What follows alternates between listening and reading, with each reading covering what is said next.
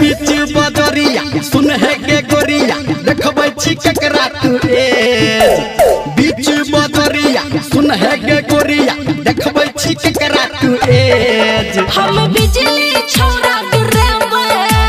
कत गे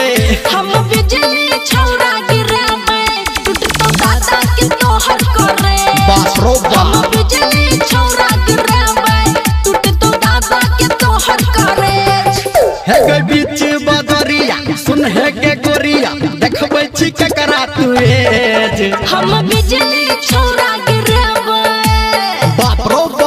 हम बिजली छौरा गिराबै टूटतो दादा के तोहर करे हम बिजली छौरा गिराबै टूटतो दादा के तोहर करे बुझलही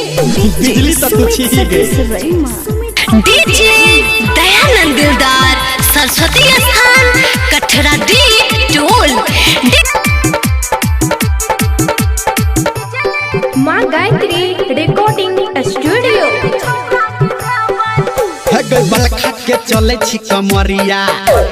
केकरो न लागो शरम तेरे करन पीछा देखन नीचा राखेन कोनो है गे बलखा के चले छी कमरिया केकरो न लागो शरम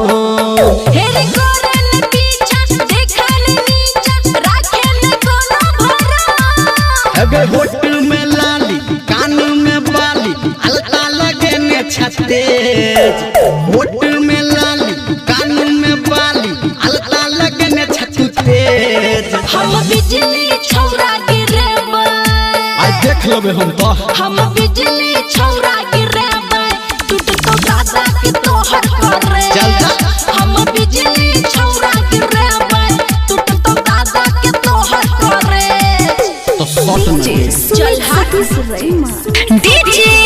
दयानंद दिलदार सरस्वती स्थान कठरा दी टोल